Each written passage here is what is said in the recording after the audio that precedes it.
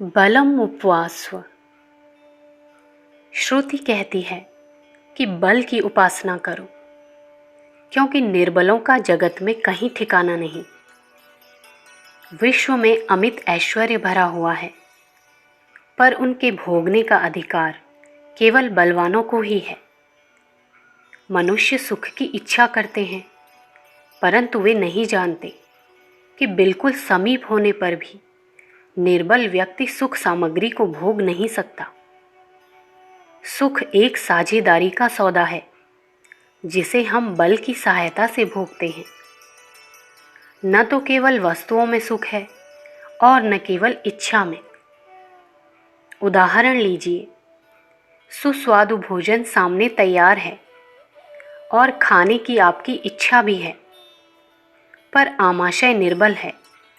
मुख का स्वाद कड़वा रहता है।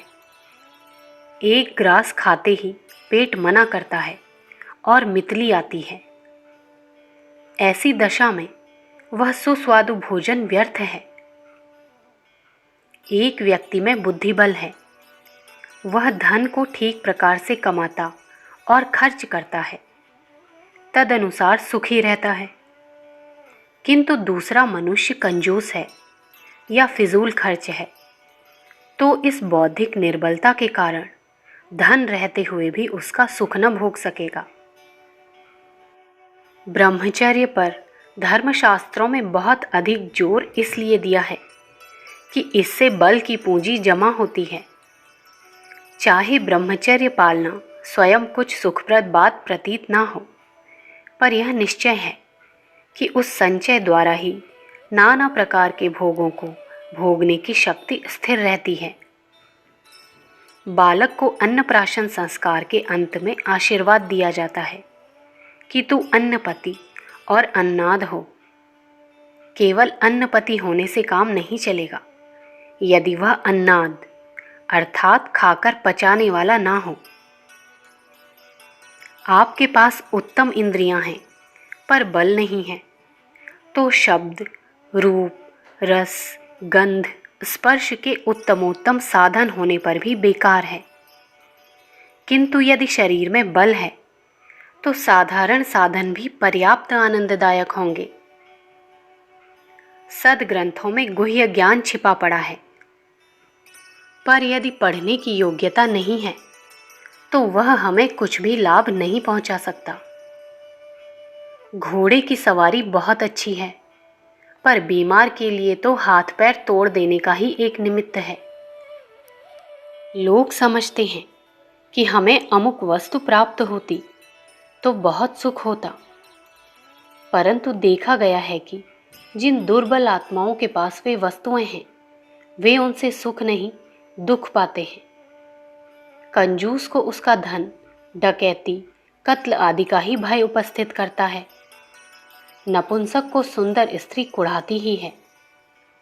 हिंदुओं को जुलूस, बाजा आदि साधारण नागरिक अधिकारों का उपयोग करने में भी आहत होना पड़ता है। इसका कारण और कुछ नहीं, निर्बलता है।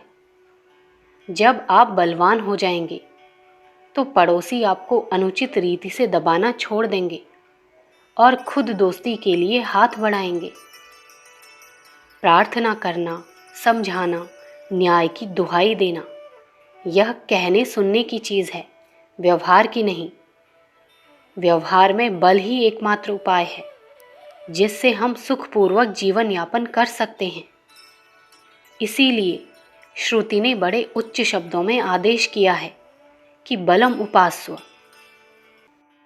पाप का ही दूसरा नाम दुख है। यदि आप कोई दुख भोग रहे हों, तो समझिए कि उसके साथ निर्बलता अवश्य बंधी हुई होगी।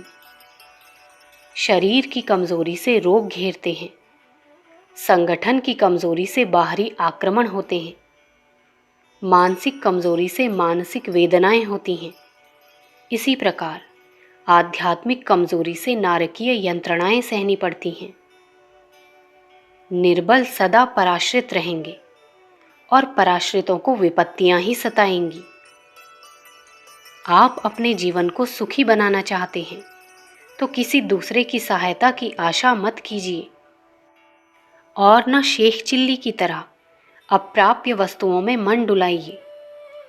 आप तो अपनी योग्यता बढ़ाइए, शक्ति संचय कीजिए, बलवान बनिए, तभी इष्ट उद्देश्यों को प्राप्त कर सकेंगे।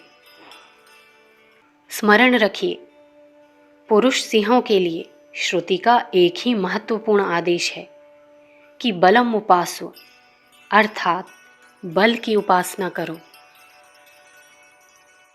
अखंड ज्योति, दिसंबर सन 1941, पृष्ठ संख्या 7।